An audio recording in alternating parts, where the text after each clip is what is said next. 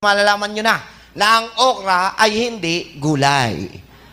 Ang okra ay isang prutas. Itong hindi natin masyadong napapansin na okra, actually pag naturuan nyo yung mga anak nyo kumain nito, at the age, bigyan ko yung idea, simula age 12 to 15, once a week pakainin nyo ng okra ang anak nyo, makakaligtas po siya sa iba't ibang maraming sakit. Ulitin ko, between age 12 to 15, if you will teach your kids how to eat okra kahit once a week, tatlong ganun lang, tatlong piraso, makakatulong po na malaki sa kanyang kalusugan. Helps to improve digestion.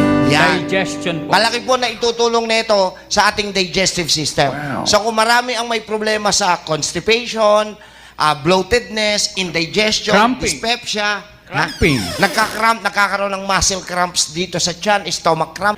Next. Pinalalakas po nito ang ating immune system na proteksyon natin para po hindi tayo magkasakit. Yan yung kinukwento ko kanina sa mga bata. Pangatlo, good for your eyes. napakaganda po ng okra para po mapanatili ang malinaw na mata. Kung ayaw nyo magkaroon ng katarata, isama nyo si okra sa weekly na pagluluto, pagkain ninyo. Okay? Next, control diabetes and prevent kidney disease. Malaki po na itutulong nito sa mga diabetiko. Kung gusto nyo mabilis ang bumaba ang inyong sugar, ang suggestion ni Doc Atoy, 3 pirasong okra, ibababad sa isang basong tubig. Hihiwain yung 2 dulo, ibababad nyo dyan overnight. So, hayaan yung kumatas ng kusa yung okra. Pag kumatas yung okra, tanggalin nyo yung 3 okra, yung tubig na punong-puno ng katas ng okra, iinumin. Diba? Nakakababa rin po ito ng ating Blood. presyon. Okay. Helps to control obesity. Kung gusto nyong pumayat, alam nyo kung bakit tumataba? Unang-unang dahilan, sira ang digestion. Sira. Dahil sira ang digestion, tingnan nyo, marami kayong kakilala, matakaw kumain, pero hindi tumataba. Napansin nyo? Kasi maganda ang kanyang digestive system. Yes. So, isa sa mga rason kung bakit nagkakaroon ng mga matataba, mahina ng tumunaw.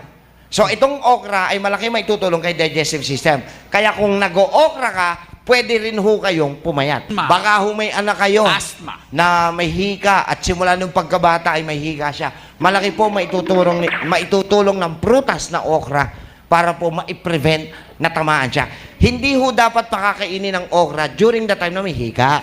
Ang sabi, health prevents asthma.